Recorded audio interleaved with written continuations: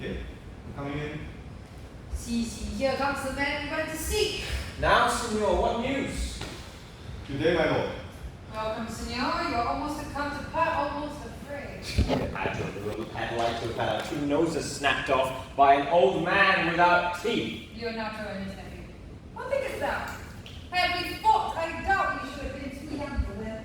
In a false quarrel, there is no true valor. I can seek you both.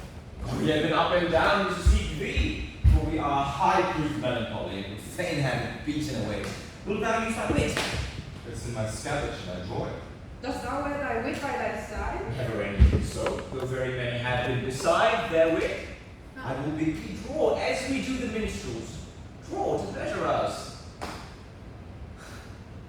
Is that an honest man? He looks pale. Art thou sick or angry? What? Courage, man! What though care killed the cat, thou hast metal enough in thee to kill care. His life changes more and more. I think he'd be angry indeed. If he be so, he knows how to turn his girdle. Shall I speak a word in your ear? God bless me from a challenge. You are a villain. I jest not. I will make it right. How you will, with what you will, and when you will. Do me right, or I will protest your cowardice. You have killed a sweet lady, and her death shall fall heavy on you. Let me hear from you.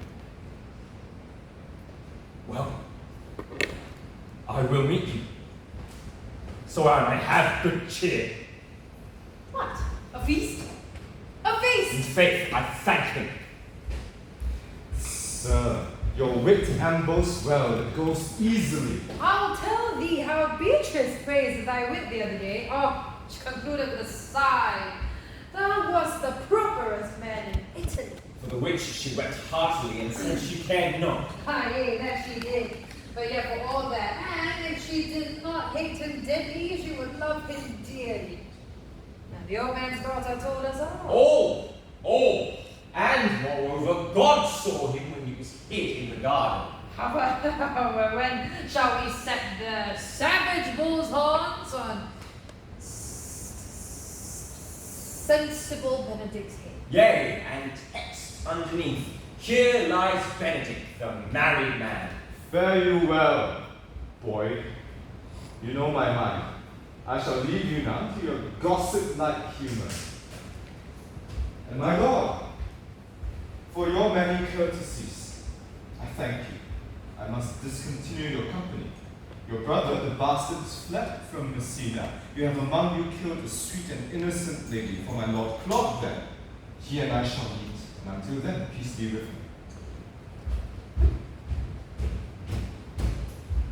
He's in earnest. The most profound purpose, and I'll warrant you for the love of Beatrice. And he challenged thee? Most sincerely. What a pretty thing man is when he goes in with his doublet and hose and leaves off his boots. Is then a giant to an ape, but then is an ape a doctor to such a man? But soft you. And legally. Pluck up. Heart and heart and be sad. Did he not say my brother was fled?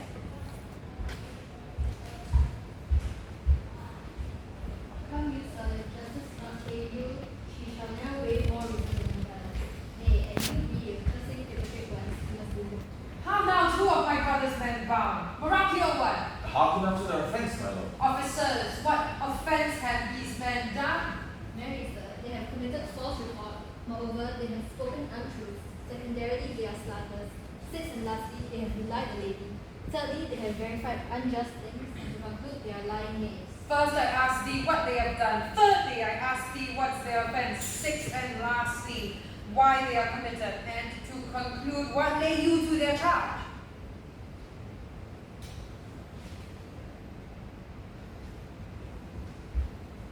Who have you offended, masters? That you are thus bound to your answer. This learned constable is too cunning to be. This learned constable is too cunning to be understood. What's your offense?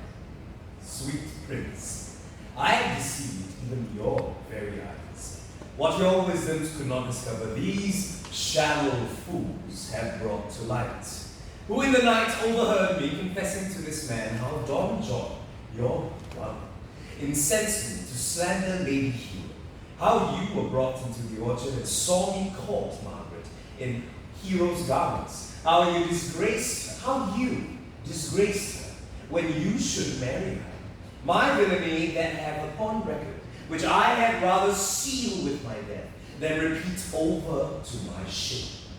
The lady is dead upon mine and my master's false accusation, and, briefly, I desire nothing but the reward of a villain.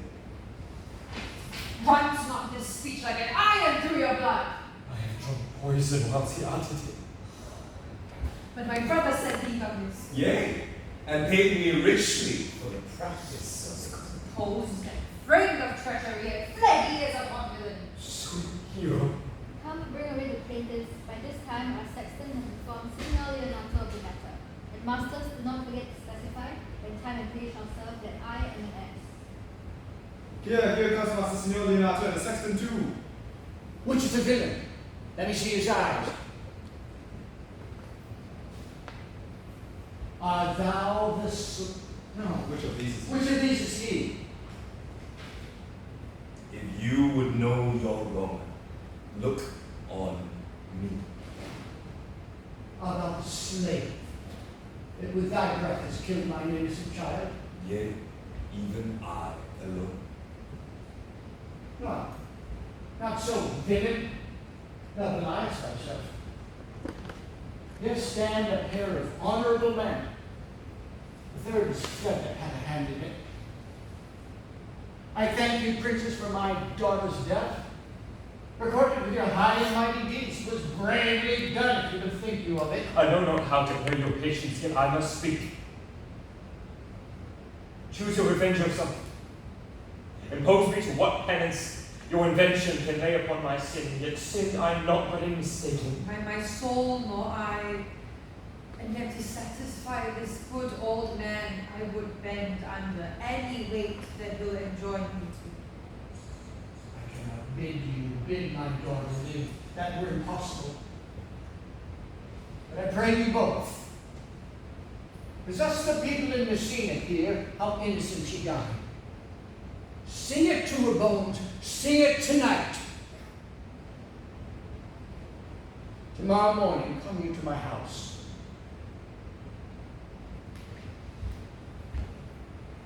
And since you could not be my son-in-law, be yet my nephew. My nephew hath a sister, almost a copy of my child that's dead, and she alone is heir to both of us.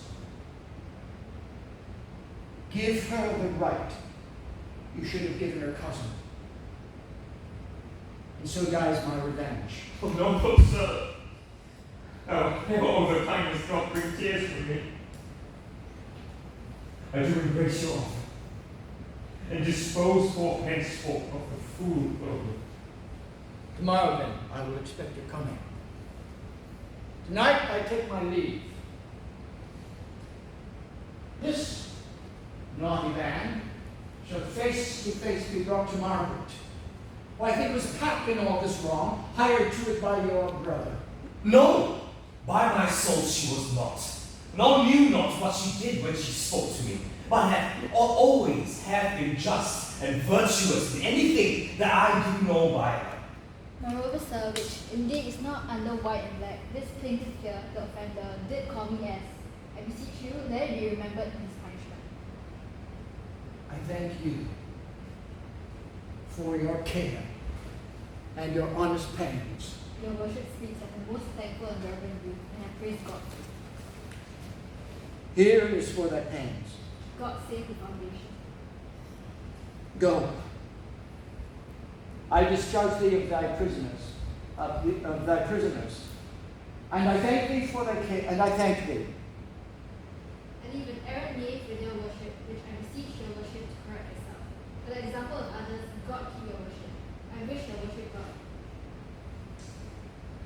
Until tomorrow morning, lords. Farewell.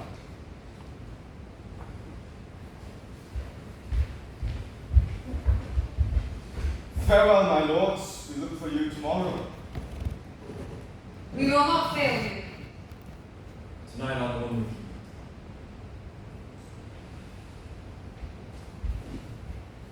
bring these fellows on. We'll talk with Margaret how her acquaintance grew with this new fellow